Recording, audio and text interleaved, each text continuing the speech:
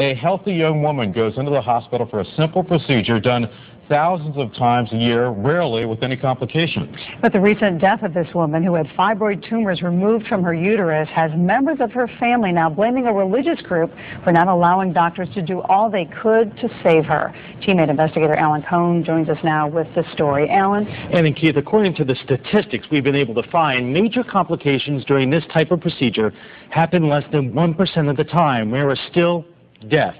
Which is why the family of this Southbury woman is asking, why did she have to die?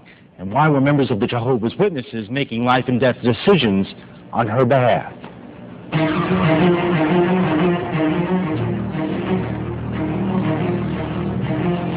She was 44 years old and the mother of 2 young children. On January 20th, Francoise Saint-Fenandre entered Danbury Hospital for a minor surgical procedure and died.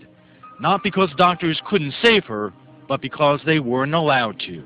They were allowing her to breathe. They were making it to bleed to death. They were allowing her to die. It's a death that has a grieving Connecticut family angry at the Jehovah's Witnesses, and doctors as well as nurses questioning the very foundation of their profession and hospital policy. They're trained to, under most circumstances, do everything they can to save patients' lives. They were bound to honor her wishes. Francoise Saint-Fenandre was born and raised a Catholic, but Monique Shea says her sister became a Jehovah's Witness 5 years ago. She was a very spiritual person, and she was looking for answers. And one of the religion's fundamental beliefs is... One very important teaching from the scriptures is that we follow what the book of Acts says, abstain from blood. The Jehovah's Witnesses' position of refusing blood transfusions is well known, and in most cases the medical profession accommodates it.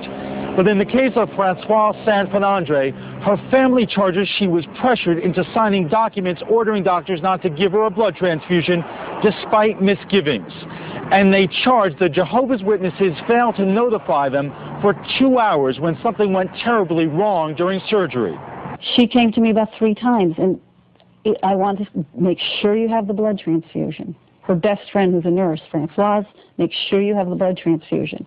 And every time they would come back around and reassure her that they knew the truth.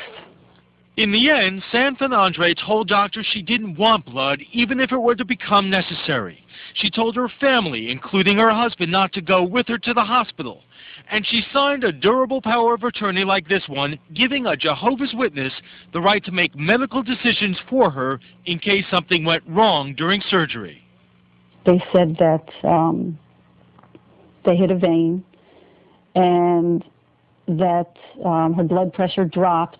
The family claims doctors told them there was a desperate 2-hour effort to save Saint-Fenandre's life. They opened her up and they had everybody possible to fix this, but they couldn't do it without the blood. Hospital employees who don't want to be identified say those who were there were distraught. Nurses were crying. I believe they were begging for, we need blood, we need blood. Well, this woman, her guardian, wasn't going to make the decision, or said she's not supposed to have the blood. She called her elders, then they came down, that's like another 20 minutes, and they said absolutely not, that's not their beliefs.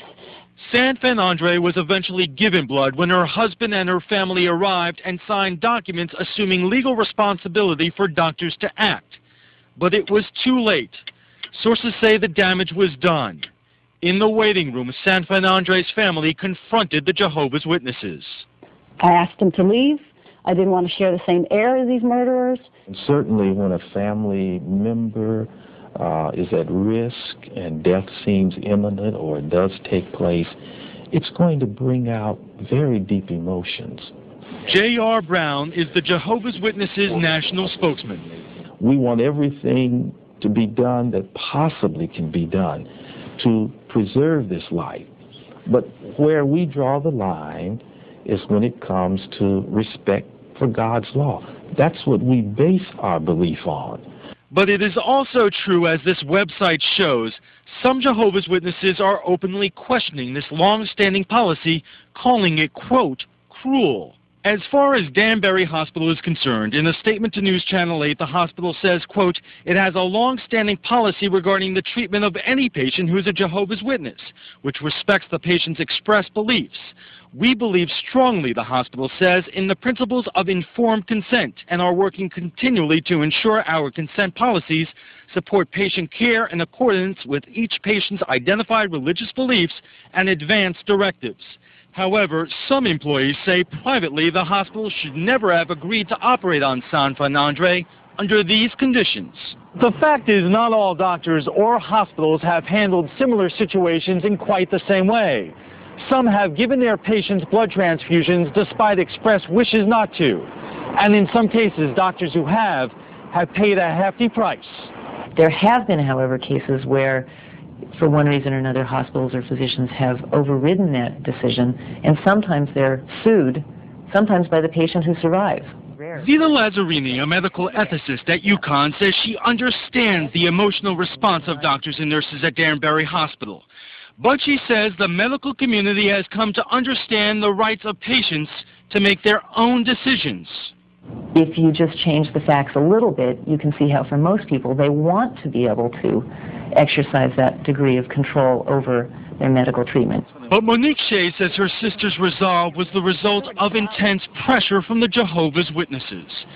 Several days after she died, Francois San Fernandre's funeral was held at St. Teresa's Catholic Church in Woodbury, in the tradition she was born into and lived most of her life.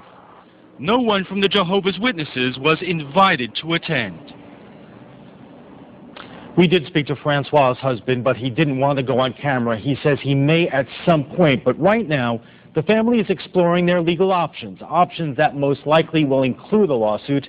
The question is, against who? Ethan Nance? And there are at least a couple of options who potentially could be sued. Obviously, her vein was nicked by the surgeons. On the other hand, the doctors could potentially argue if they were able to do what they could have done, she would not have died.